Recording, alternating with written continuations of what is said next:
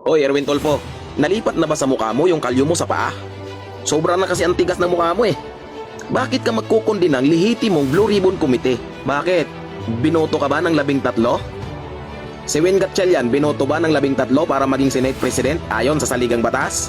Gaano na ba kaliit yung utak mo para hindi mo magawang unawain yung napakasimpleng nakasulat na nakasaad sa saligang batas? Hayaan mong tulungan ka ng basurirong tulad ko na hindi nakagraduate ng grade 6 para lubos mong maunawaan ang isang konstitusyon na ayaw mong unawain. Journalist ka, di ba? Senador ka pa. Kaya lang, wala kang pangunawa.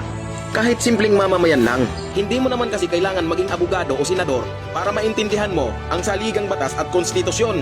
Kaya lang, sa sitwasyon nyo at sa mga ginagawa ninyo, wala kayong pakialam sa konstitusyon kasi ang gusto nyo posisyon para mapigilan ang investigasyon sa korupsyon na kung saan dawit ang mga pangalan ninyo.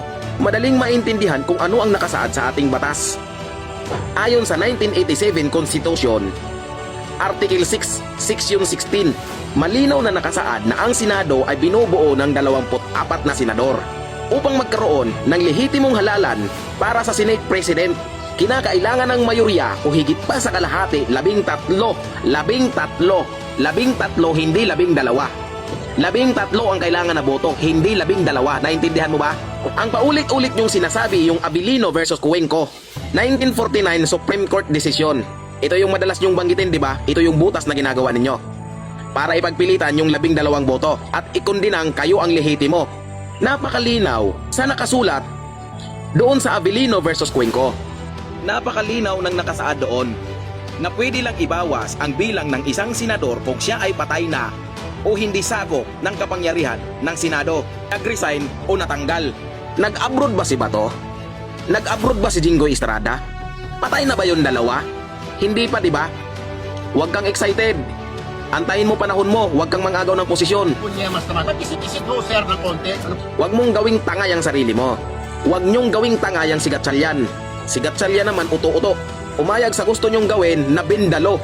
Hindi ba't hindi rin naman tinanggal sa pwesto si Bato at si Jinggoy Estrada? Hindi rin sila nag-resign. Bakit yung ibabawas yung dalawa?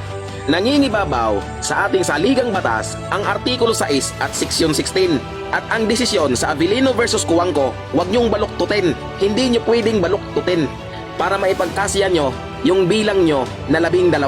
Kung kahit sa katulad ko na isang basurero, walang pinag-aralan, hindi nakagraduate ng grade 6, malinaw kong naunawaan. Pero bakit kayo hindi nyo kayang unawain? Dahil ba mas mahalaga na maagaw nyo ang posisyon at mapigilan ang investigasyon sa flood control, corruption? Kaya huwag kang magtapang-tapangan dyan sa Senado. Huwag kang nagbabanta-banta na kala mo kung sino ka. Dahil ang kailangan dyan sa Senado, hindi katapangan, kaalaman, tsaka utak. Wala ka sa gera, nasa Senado ka. Kaya tigilan mo na yung pagbabanta-banta mo. Kapag tatapang-tapangan mo, harapin mo na lang at sagutin. Kapag itinuro ka na ng 18X Marines, ay tinuro ka na pala, sorry.